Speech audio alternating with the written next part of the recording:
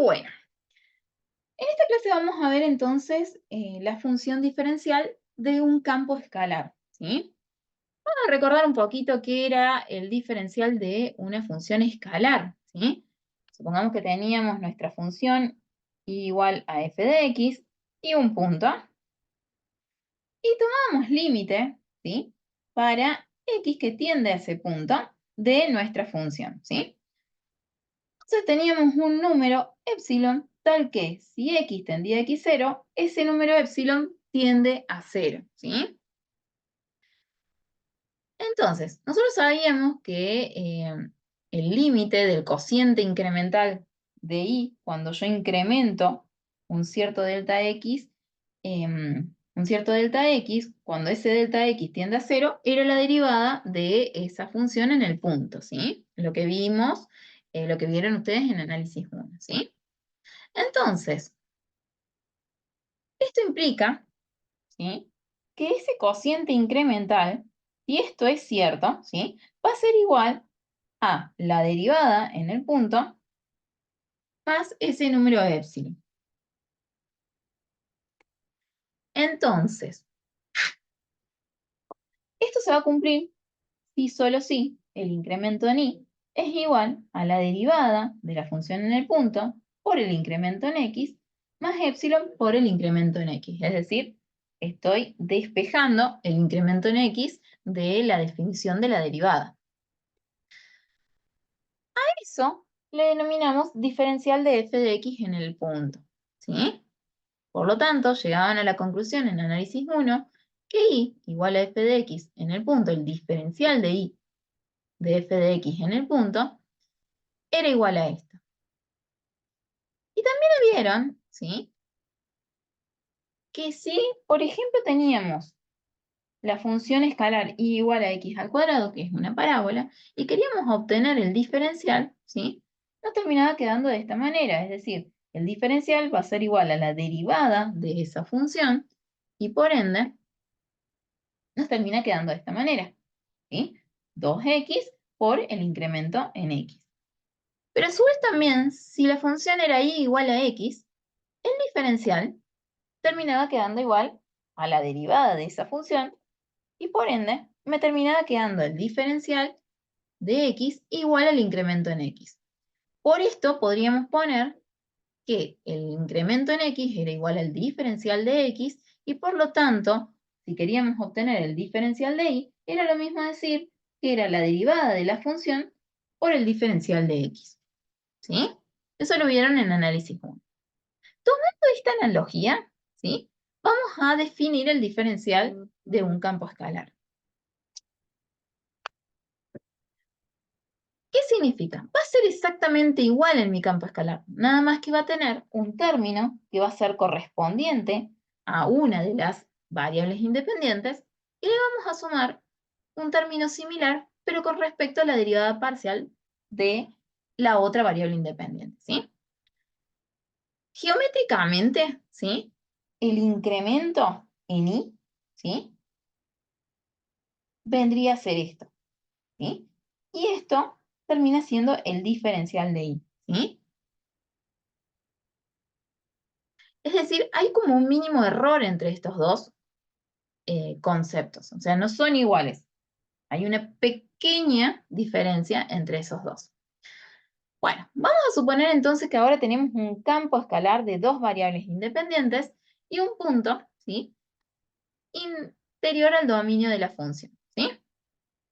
Entonces, vamos a definir el diferencial de este campo escalar como la derivada parcial con respecto de x por el incremento en x más la derivada parcial con respecto de y por el incremento en y.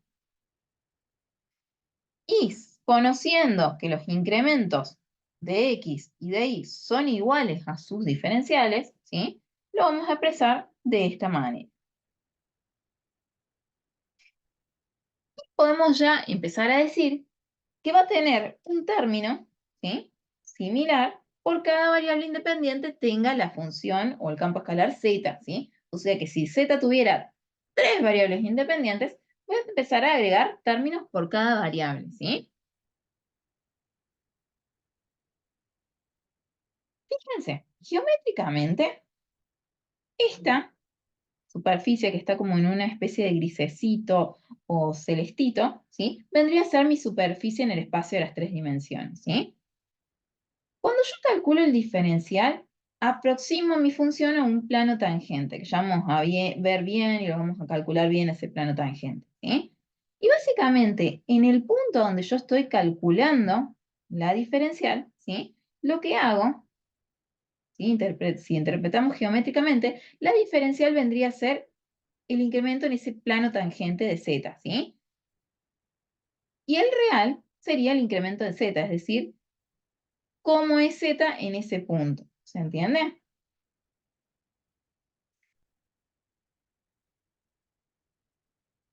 Fíjense, el diferencial de z representa el cambio en la altura del plano tangente, ¿sí? O sea, cuando yo cambio, ¿sí? ¿Ya? En este plano, es decir, ¿hay un error? Sí, está dado por ese plano, ¿sí? El incremento en z representa el cambio en la altura de la superficie z, ¿sí? Cuando se provoca ese incremento. Ven que voy a ver qué es lo que dice el chat, un segundito.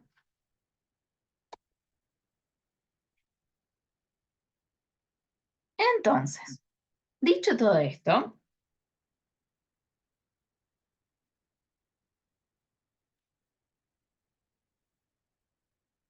vamos a empezar a calcular por aproximación. Es decir, ¿para qué me sirve el cálculo diferencial? Y, por ejemplo, si yo quiero calcular el valor de una función que tiene una forma, cualquier forma, ¿sí? En un punto que tiene características similares a la de este punto, ¿sí?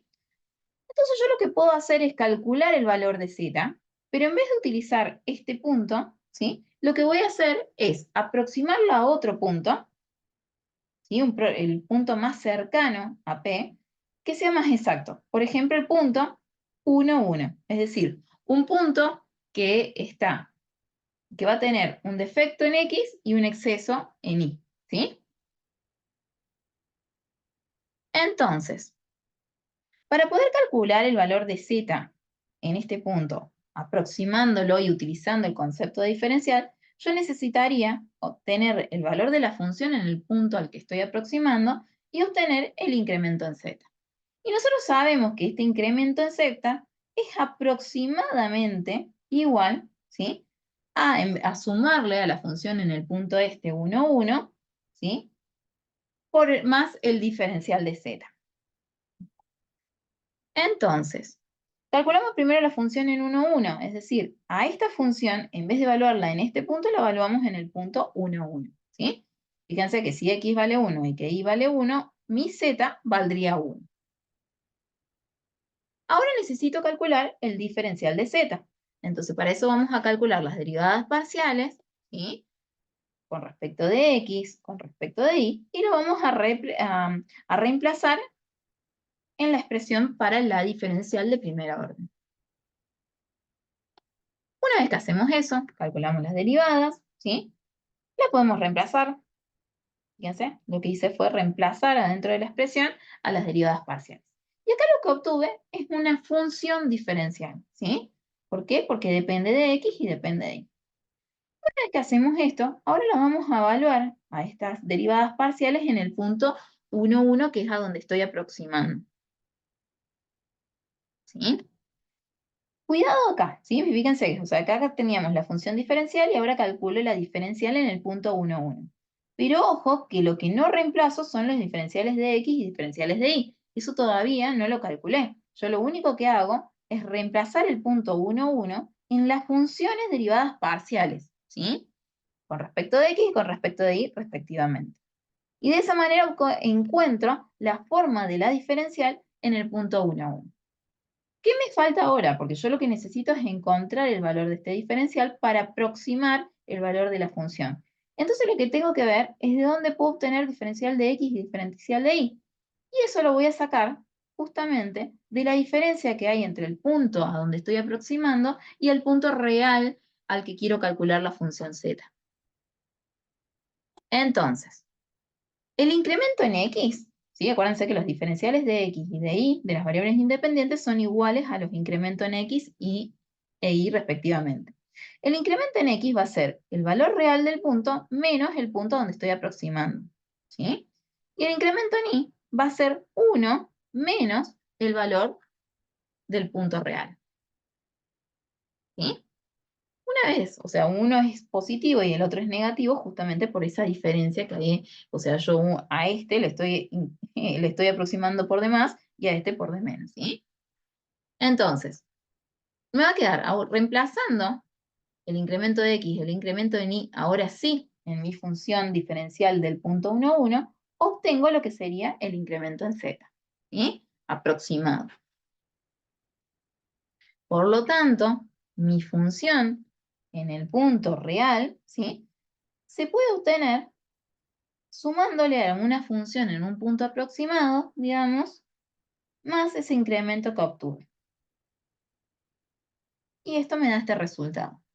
Fíjense que si yo reemplazara estos valores dentro de mi función, me va a dar un valor aproximado. ¿Para qué usamos esto? En este caso es un ejemplo bastante simple porque la función, si nosotros la vemos, es bastante simple de trabajar y el punto dentro de todo es bastante simple. Pero en funciones más complejas, ¿sí? En funciones más complejas es difícil trabajar con un punto de estas características. Entonces para eso utilizo un punto exacto y voy aproximando el valor de mi función. Es una manera de estimar el comportamiento de mi función. Valentín, levantaste la mano. ¿Puedes abrir el micrófono y preguntar? Sí, profe. ¿Se escucha? Sí, se escucha perfecto. Ah, ok. ¿Por qué es menos 0,005? ¿No debería ser más?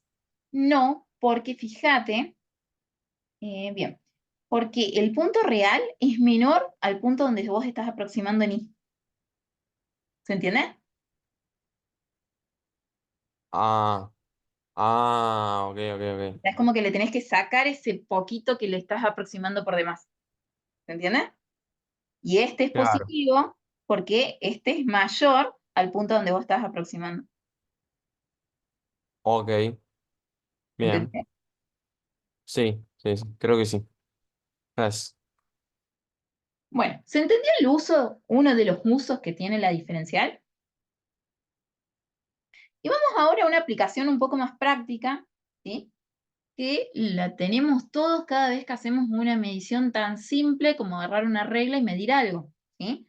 Todos deben saber que cualquier elemento de medición que utilice, ya sea una balanza para medir un peso, una regla para medir una distancia, un sensor de temperatura, por ejemplo, ¿sí? Todos tienen asociado un error de medición. Supongo que habrán visto en física por qué viene esto. ¿Alguien se anima a decirme por qué?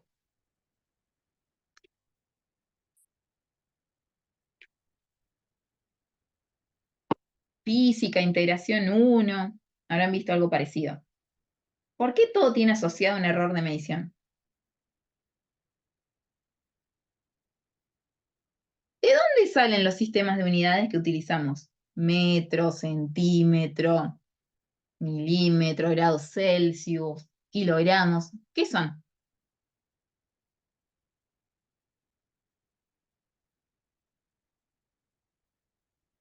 Ah, volvemos a cursillo de ingreso, chicos.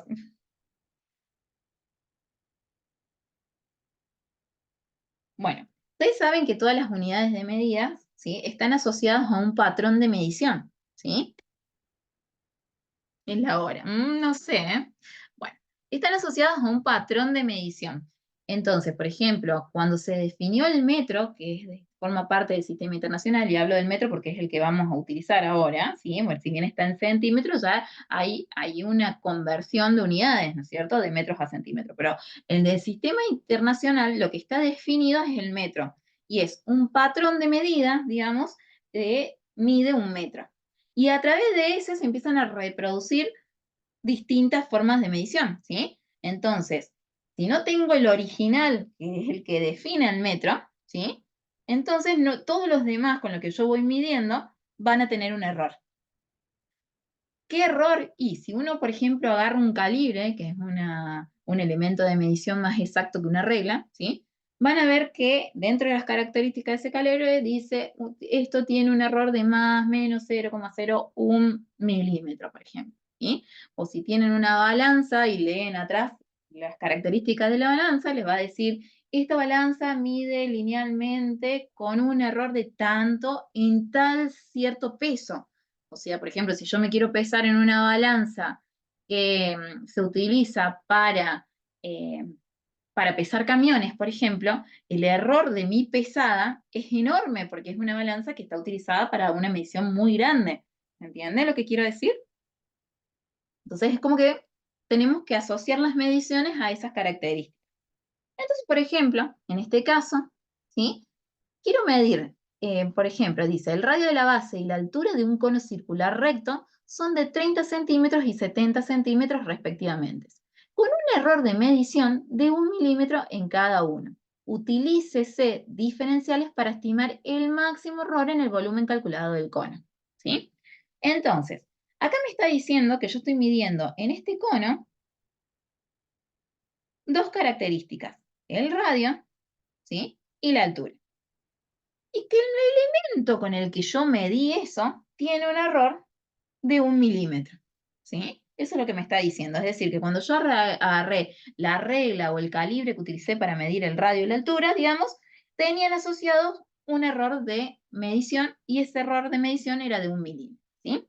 Y yo lo que quiero es calcular o estimar, mejor dicho, es el error en el volumen.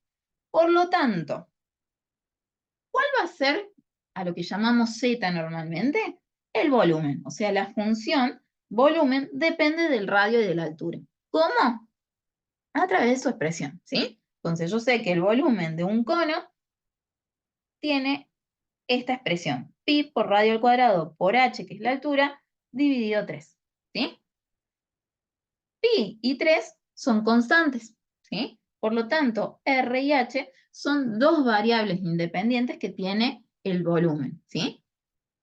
Entonces, ¿cómo voy a estimar? Y bueno, vamos a calcular el diferencial de B de la misma manera, porque acá nuestro B o nuestra Z, ¿sí? En sí es nuestro volumen, ¿sí? Entonces, el diferencial de B va a ser igual a la derivada parcial con respecto de R, por ejemplo, por el diferencial de R, más la derivada parcial con respecto de H por diferencial de H.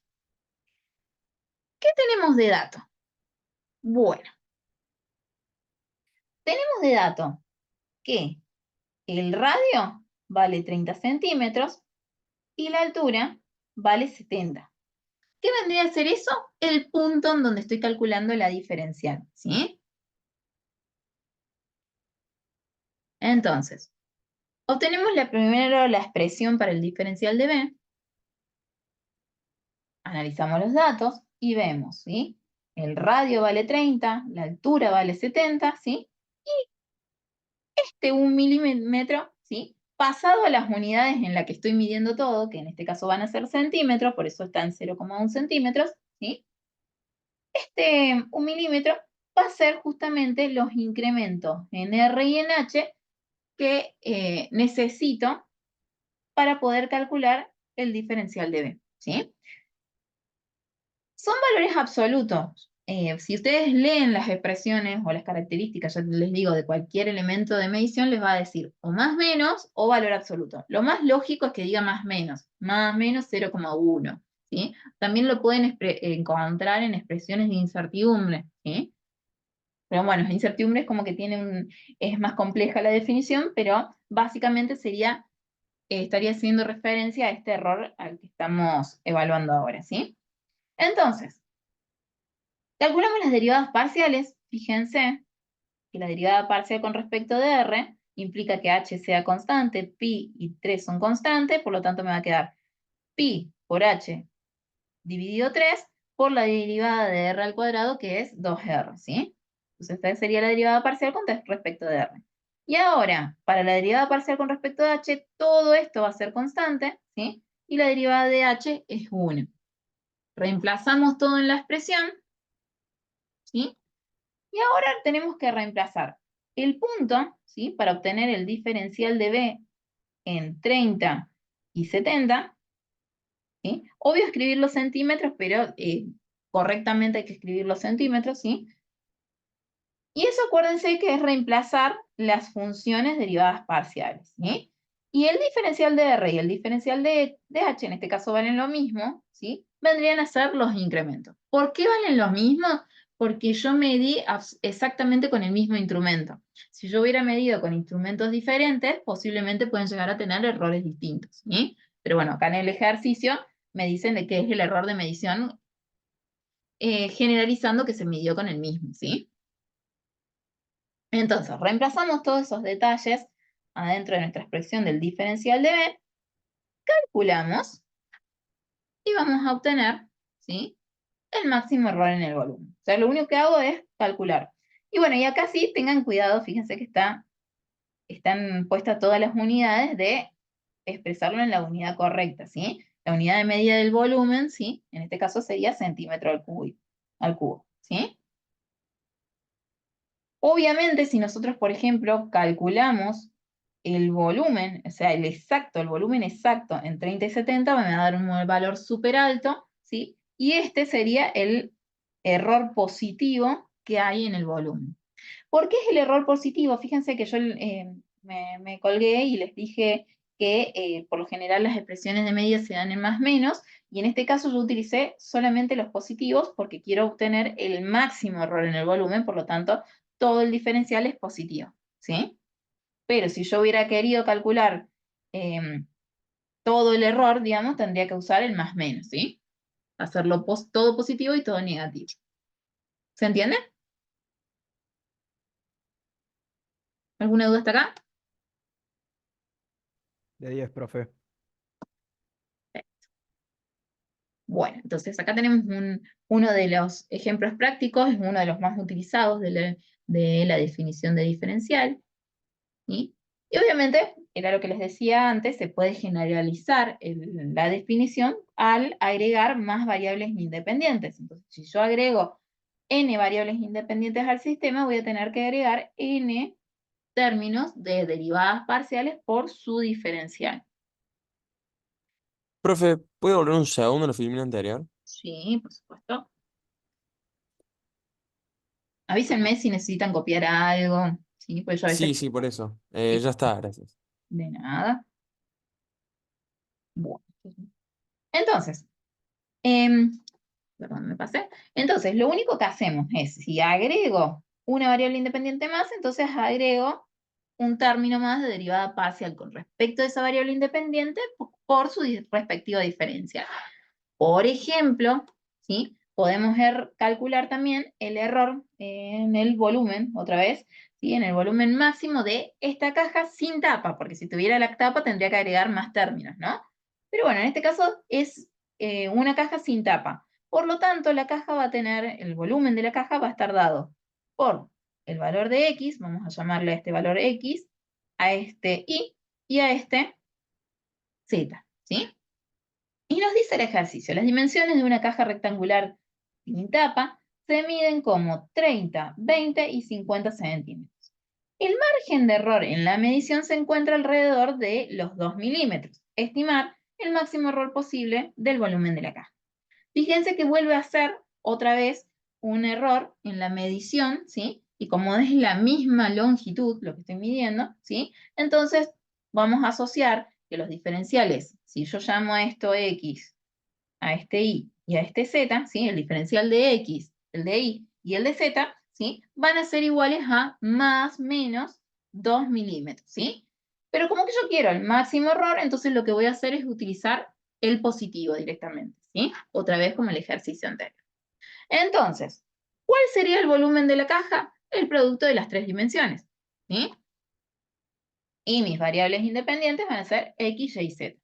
Las puedo llamar como yo quiera, ¿sí? O sea, en este caso, fíjense que el ejercicio no me dice cómo llamar a cada una de las dimensiones de la caja. Yo la llamé X, Y, Z, le podemos poner ABC, le podemos poner cualquier letra, ¿sí? Entonces, nuestra variable dependiente en este caso va a ser el volumen, X, Y, Z van a ser las variables independientes, ¿sí? Y 30 vamos a llamarle al lado de X, ¿sí? 20 al lado de Z y 50 al lado de Y, ¿sí? Y los incrementos, como les decía recién, pasado otra vez a las mismas unidades, puedo trabajar acá con milímetros o con centímetros. Yo en este caso elegí centímetros, pero pueden elegir cualquiera de las dos unidades de medida. Lo importante es que no me multipliquen centímetros con milímetros, ¿sí? O sea, o trabajo todo a centímetro o todo a milímetros, ¿sí? Eso sí, ténganlo en cuenta. Entonces, el del diferencial de X, perdón, el incremento en X, el de Y y el de Z van a ser iguales a 0,2 y tomo los valores positivos porque quiero el máximo error posible en el volumen de la caja, ¿sí?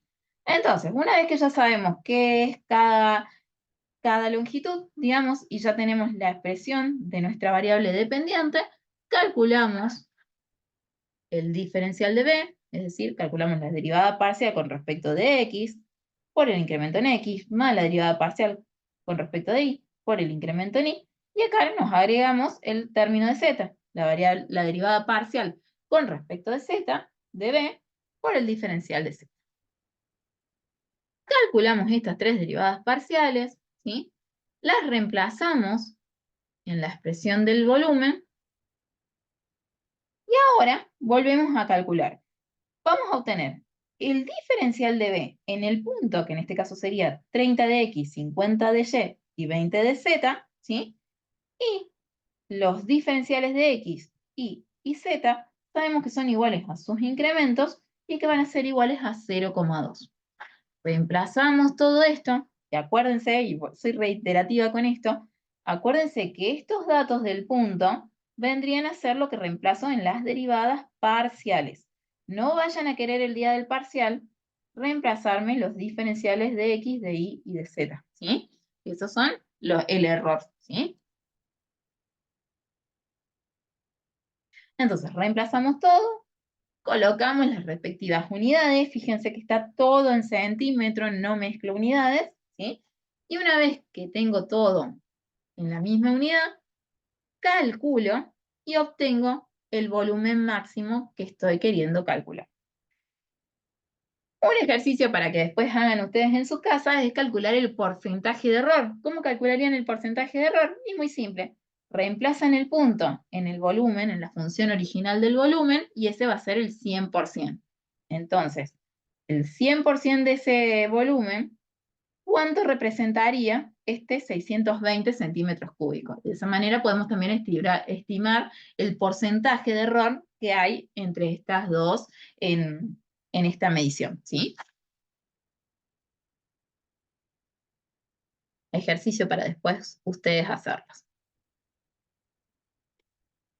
Bueno, entonces, acá vimos el uso de la definición del diferencial para aproximar el valor de una función en un punto, ¿sí? Podemos aproximar de otra manera, ¿sí? ¿Cuál sería la otra manera? Encontrar una función similar al campo. Perdón, también voy a ver el chat un segundito. Muchísimas gracias por calcularme. Bueno, ahí un compañero de ustedes veo que calculó el porcentaje, ¿sí? Que representa ese error del ejercicio anterior. Bueno, entonces sigamos. ¿Hasta ahora se entiende todo bien, chicos? ¿Alguna duda que quieran preguntar? Y gracias a Leonardo por calcular el error.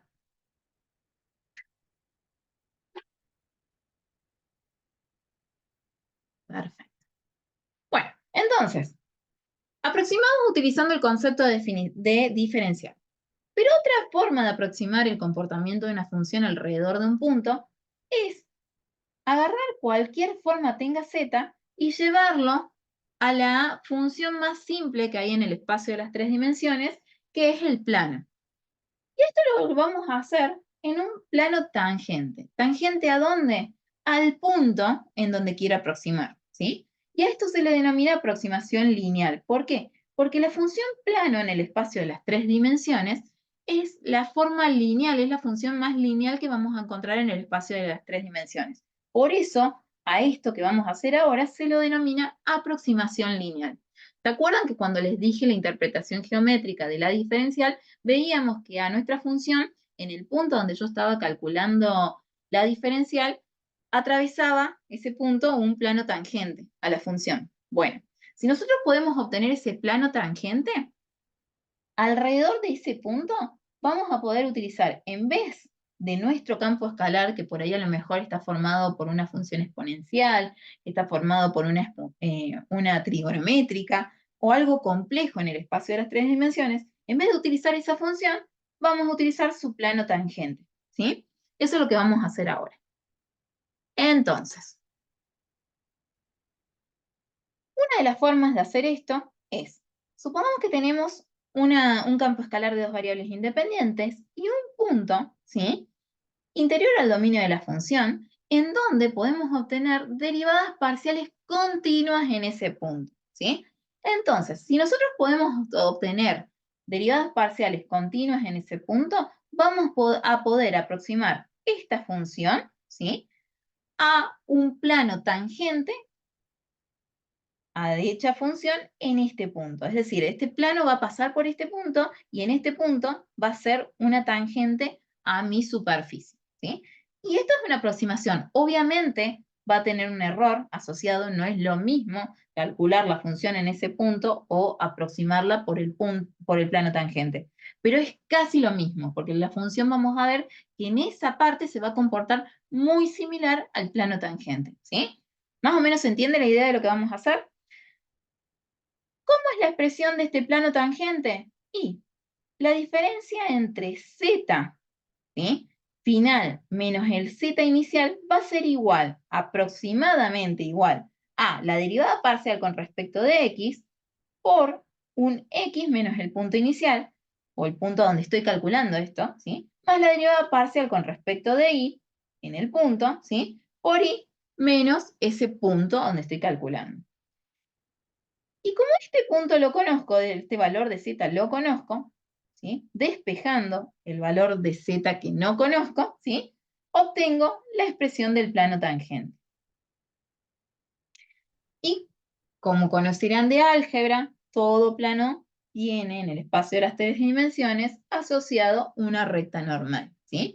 Entonces la recta normal del plano cumple con esta expresión. Por lo tanto, para poder obtener la recta normal, fíjense que las derivadas parciales en el punto están en los denominadores. Entonces, para que exista esta recta normal, esas derivadas parciales tienen que ser continuas, ¿sí?, en el punto. Y no pueden ser iguales a cero, ¿sí? ¿Por qué? Porque ya hemos visto por dominio de funciones que no puedo dividir ninguna función por cero, ¿sí? Entonces, gráficamente, ¿sí?, tal vez acá no se vea tanto, pero fíjense, esta es mi z, ¿sí? Ese paraboloide con ramas hacia abajo es la función real.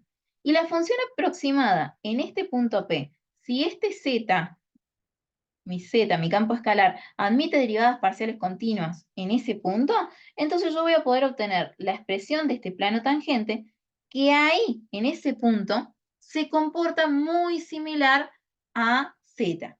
¿Qué quiere decir esto? Que yo lo voy a usar a este plano tangente en valores muy cercanos al punto, pero no puedo usar este plano tangente en un punto por este lado, porque ya es otro plano el que pasa por ahí, ¿se entiende? O sea, tiene que ser en valores cercanos a el punto en donde estoy calculando o donde estoy obteniendo la ecuación del plano tangente, ¿sí?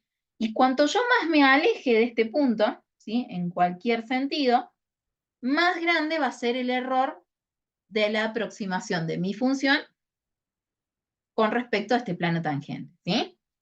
Bueno, y acá ahí escritas algunas características, fíjense, en el punto coinciden la imagen de la función y la del plano tangente, ya lo vamos a ver mejor en un gráfico que tengo de GeoGebra, que van a ver que ahí en ese punto exacto son iguales las dos funciones, ¿sí?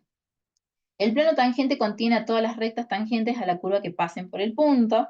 Cuando se sustituye el incremento en z por el diferencial, para aproximar una función geométricamente se sustituye la superficie por el plano tangente, ¿sí? Y se calcula la imagen del plano tangente y no la de la superficie. Por eso estamos aproximando, ¿sí?, a el valor real de la superficie, pero no es el valor real de la superficie. Hay un error. Valentín, sí, te escucho. Sí, ¿a qué se refiere con derivadas parciales continuas? No me quedó bien claro. Derivadas parciales continuas en el punto donde estoy calculando, es decir, que las derivadas parciales existan en el punto. ¿Sí? Ah, O ok. sea, cuando Sí. yo tengo derivadas parciales, obtengo una función derivada parcial.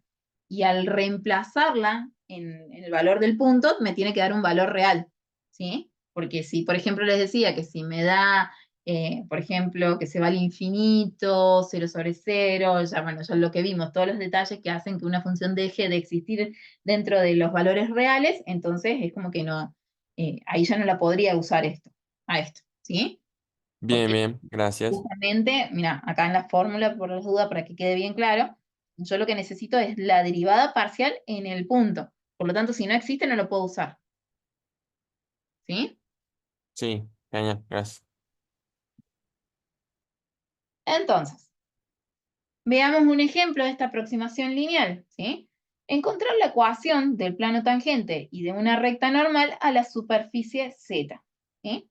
Este ejercicio lo vamos a usar justamente porque gráficamente vamos a ver, ¿sí? Esto que les estoy diciendo, que ahí, en esa zona del punto, se comportan similares, ¿sí? Entonces, ¿en dónde estoy aproximando? En el punto 1, 1. Entonces, lo primero que tenemos que ver es si esta función admite derivadas parciales en este punto, ¿sí? ¿Qué función es esta? Es un paraboloide, ¿sí? Con ramas hacia arriba. Entonces, esta es la función del plano tangente y mi idea es, en vez de utilizar esta función, lo voy a aproximar a su comportamiento, ¿sí? Si existen sus derivadas parciales, ¿sí? Y en vez de utilizar esta función, voy a usar el plano. ¿Por qué uso el plano? Porque es más simple que trabajar con el paraboloide. Nada más que para eso. Entonces, calculamos las derivadas parciales, ¿sí? Y las reemplazamos en el punto para ver que existan. En este caso da la derivada parcial con respecto de x me da 8 y la derivada parcial con respecto de y me da 2, ¿sí? Una vez que tenemos las derivadas, reemplazamos esto en la expresión, ¿sí? Ah, y otro detalle que necesito, fíjense, yo tengo que obtener un valor para esto, un valor para esto, ¿sí? Y un valor para esto. ¿Sí? El z en el punto implica reemplazar a la función en el punto 1, 1. ¿Sí? Entonces, si x vale 1 e y vale 1, z va a valer 5. ¿Sí? Entonces, x0 e y0 es justamente los valores de x en el punto, de x e y en el punto. ¿Sí? Entonces, reemplazamos todo esto en la expresión, ¿sí? Y ahí fíjense que lo que obtenemos es la ecuación de un plano. Trabajamos un poquito esta ecuación para justamente llevar a la mínima expresión. ¿Qué significa esto? Que voy a distribuir el valor de la derivada parcial, voy a distribuir el valor de la derivada parcial con respecto de y, ¿sí? Y finalmente sumamos los términos independientes, que en este caso va a dar 5, porque me queda menos 8, menos 2, más 5, ¿sí? Entonces me queda menos 5. Y ahí lo que obtuve es el plano tangente, ¿sí? Entonces, ¿cuál es la idea? Es que cerca del punto 1, 1, en un radio que puedo ir evaluando a medida que me voy alejando del punto, ¿sí? Yo en vez de utilizar esta expresión, voy a utilizar la expresión del plano, que es mucho más simple que trabajar con el paraboloide, ¿sí? Con un error que va a ir aumentando a medida que yo me alejo del punto 1, 1, ¿sí? Eso es lo que significa la aproximación lineal. Y bueno, el ejercicio también me pide la recta tangente, que lo único que tengo que hacer es calcular, ¿sí? La ecuación de la recta. Una ecuación de una recta en el espacio de las tres dimensiones, acuérdense que tiene esta forma, ¿sí? Esta es la ecuación simétrica. Reemplazamos los valores de las derivadas parciales en el punto, que ya los obtenemos, son 8 y 2, ¿sí? Y x0 por 1 e y0 por 1, ¿sí? Z0 era igual a 5, ¿sí? Y este menos 1, acuérdense que forma parte de la expresión de la recta normal en el espacio de las tres dimensiones. O sea, siempre va ese menos 1 ahí. Reemplazamos todo esto y obtenemos la ecuación de la recta. Una vez que hacemos eso, ¿sí? No pide graficar, pero yo se los grafiqué, ¿sí? Para que puedan ver, digamos, lo que estoy haciendo. El punto 1, 1 está acá. ¿Ven? Mi superficie Z, mi paraboloide, es esto que ven ustedes en rojo, ¿sí? Ese es el paraboloide. Y la ecuación del plano es esta sombra que ven acá, ¿sí? En realidad, en el espacio de las 3 dimensiones es como que se vería como algo así, ¿sí? Ese es el plano. Fíjense que en el punto que está justamente acá, ¿sí?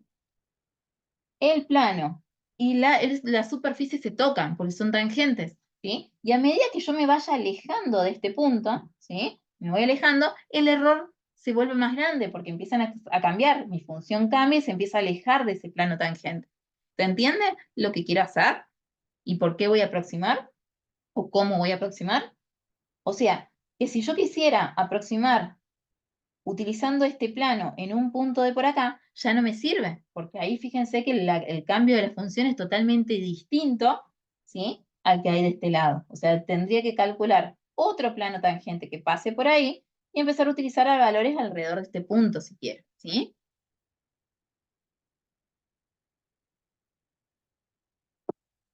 Sirve para valores alrededor de ese punto. Y a medida que vos, Leonardo, te vas alejando más de ese punto, o sea, es decir, ¿a qué me refiero con valores cercanos?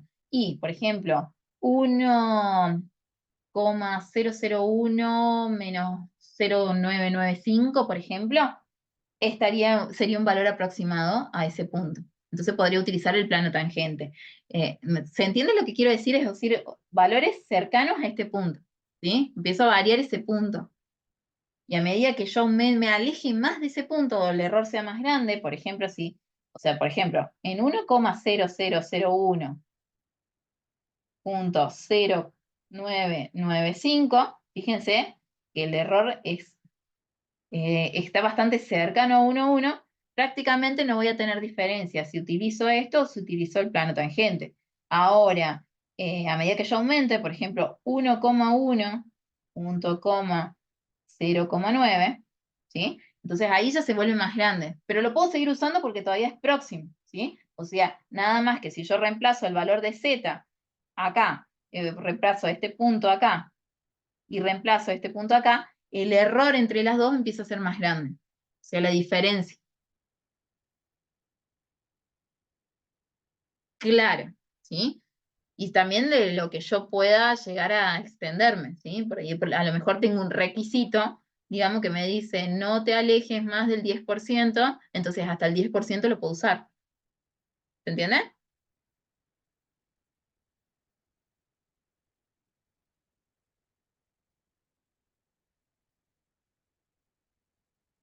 Perfecto. Bueno, seguimos entonces. Similar, encontrar la ecuación del plano tangente y de una recta normal a la superficie, otro paraboloide, pero en este caso en este punto, y calcular la variación del plano tangente al pasar a este punto, fíjense que me cambia un punto aproximado, y verificar si coinciden, ¿sí? Entonces ahora lo que vamos a hacer es calcular todo en este punto y después ver la diferencia que hay entre usar esta función o el plano tangente en este valor, ¿sí? Eso es lo que vamos a hacer ahora. Entonces, hacemos todo lo que hicimos para el ejercicio anterior, calculamos nuestro plano tangente, para eso necesito obtener las derivadas parciales y ver si existen en el punto 2,1. Si no, no lo puedo usar, ¿sí? Fíjense, calculamos las derivadas parciales, las evaluamos en el punto, calculamos el valor de z en ese punto, en el 2,1, que en este caso vuelve a ser 5, y reemplazamos todo en nuestro plano. Trabajamos un poquito el plano y ahí tenemos la ecuación del plano que estamos buscando. Me pide también calcular la recta normal, así que reemplazamos las derivadas parciales en la ecuación de la recta, y ahí ya tenemos la recta normal, ¿sí? De ahí todo igual al ejercicio anterior. Ahora veamos la diferencia entre usar esta ecuación y la real cuando nos movemos a este punto aproximado a 2,1, ¿sí? Entonces, reemplazamos ese valor, ¿sí? En, en el valor de z, ¿sí? Del plano tangente, fíjense que me da 5,2, ¿sí? También obtuve el valor del incremento en z, ¿sí? Fíjense que acá lo que hago es también calcular el incremento en z de t, ¿sí? Y lo hacemos también de la forma diferencial, ¿sí? O sea, calculo la diferencial de z para esta función, ¿sí? Derivada parcial con respecto de x por diferencial de x más derivada parcial con respecto de y por diferencial de y, y la reemplazo, ¿sí? En el punto 2, 1, y acuérdense que en este caso el incremento en x y el incremento en y estaba dado por la diferencia entre el punto real y el punto donde estoy calculando la aproximación, ¿sí? 2,1 y 0,9. O sea, hago la diferencia de 2,1 menos 2 me da 0,1 positivo, ¿sí? Y 1 menos 0,9, ¿sí? Me da el número negativo porque es un poquito más bajo del valor que yo estoy utilizando, ¿sí? Entonces, calculamos el diferencial, fíjense que nos da 0,2, ¿sí? Y el incremento en z, utilizando el plano tangente, me da 0,2. Es decir, que si utilizo la diferencial y si utilizo el plano tangente, tengo exactamente el mismo error, ¿sí?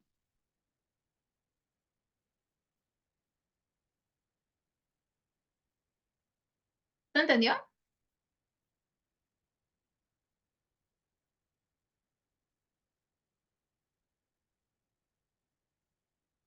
Perfecto. Obviamente, los diferenciales,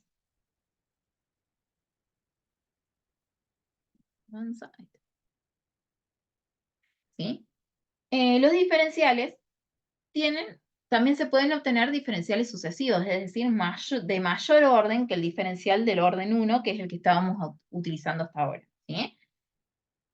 Bueno, fíjense, la expresión del diferencial de segundo orden para un campo escalar de dos variables tiene esta forma, ¿sí? La diferencial del tercer orden tiene esta forma. ¿A qué les recuerdan estas dos expresiones? A ver si hasta ahora ustedes se acuerdan a ver a qué se parecen estas dos expresiones. Puede ser al binomio cuadrado perfecto y al trinomio y al cuatrinomio cubo Exactamente, perfecto. exactamente, ¿sí? Fíjense que, o sea, el trinomio o el cuatrinomio, ¿sí? Tenían estas expresiones, a más menos b al cuadrado, ¿sí? Es el trinomio, cuadrado perfecto, o a más menos b al cubo, era el cuatrinomio. Bueno, con esa analogía vamos a expresar a un diferencial al orden n, ¿sí? Que vendría a ser, fíjense, que si yo le aplico el cuadrado, ¿sí? Al diferencial del orden 1, obtengo el del orden 2, ¿sí? Nada más que las derivadas parciales pasan a ser derivadas parcial segundo y el diferencial de x al cuadrado, ¿se entiende? Más dos derivadas parciales cruzadas sería en este caso, ¿sí? ¿Por qué? Porque la derivada parcial cruzada con respecto de x era igual a la derivada parcial cruzada con respecto de y, ¿sí? Yendo por otros caminos. Entonces, por eso tengo dos derivadas parciales cruzadas por diferencial de x y diferencial de y, más la derivada parcial de segundo orden de y por el diferencial de y al cuadrado, ¿sí? O sea, es como que yo le aplico el cuadrado al diferencial del primer orden, ¿sí? Y lo mismo pasa con el del cubo, ¿sí? El de tercer orden es como aplicarle la potencia 3 al diferencial del primer orden. Por lo tanto, con eso podemos decir que la diferencial de orden n de z es lo mismo que al término de derivadas parciales de primer orden le aplicáramos una potencia, ¿sí? Y a eso, a su vez, después decimos que le multiplicamos la función a todos los términos, ¿sí? Una vez que se desarrolla esa potencia.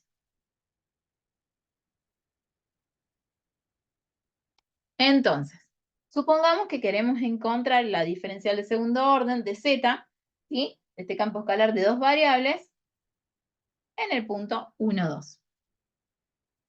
Entonces, lo que vamos a hacer es agarrar, armar la expresión del diferencial de segundo orden. Cuidado que aparecen las derivadas parciales de segundo orden, ¿sí? 2, es re importante que no se olviden de ese 2. Derivadas parciales cruzadas, ¿sí? Y la derivada parcial con respecto a y dos veces, ¿sí? Calculamos entonces todas estas derivadas. Para eso tengo que calcular sí o sí las de primer orden, ¿sí? Y a estas calcularlas de segundo orden, ¿sí? Entonces, A esta la voy a derivar una vez con respecto de x y una vez con respecto de y. Y no hace falta que calcule la derivada de esta con respecto de x, porque sabemos que por el teorema, estas dos derivadas deberían ser iguales. O sea que calculamos solamente una, ¿sí? Y finalmente, a la derivada parcial con respecto de y, la derivamos otra vez con respecto de y.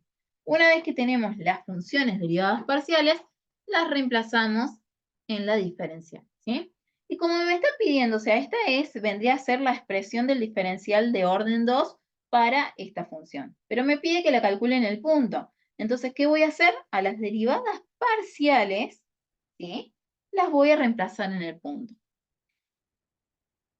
Sí, por ejemplo, el día del parcial, yo pido un ejercicio de este tipo y les pido, ¿sí?, que la calculen en un punto, no hace falta reducir a la mínima expresión las funciones derivadas parciales porque directamente las reemplazan en el punto, ¿sí? Tengan en cuenta eso para que no tener que hacer eh, cálculos por demás, ¿sí? Entonces, reemplazamos eso en el punto y cuidado, y acá vuelvo a aclarar que lo he dicho un montón de veces en el alrededor de la clase, no me vayan a reemplazar los diferenciales, ¿sí?, en el punto, porque ese es un error clásico al día del parcial, ¿sí? Solamente agarramos, calculamos las funciones derivadas parciales y es más, si las quieren evaluar en el punto antes para no confundirse, la evalúan antes. Bueno, me dicen, una manera de expresar la evaluación podría ser a esto, ¿sí? Le hacemos una rayita, ponemos el punto 1, 2, ¿sí? Y le ponemos el igual. Eso significa que voy a reemplazar a x por 1 y a y por 2, ¿sí? Las evalúan antes y después las reemplazan, ¿sí? Y es exactamente lo mismo. Ahora, si yo pido la función del diferencial, ahí sí van a tener que hacer las expresiones de las derivadas parciales, llevarlas a la mínima expresión, y una vez que hacen todo eso, ahí tendrían el resultado. Bueno, eso es todo por hoy. Fíjense, terminé en una horita, como les había dicho. Me quedé pausa la grabación.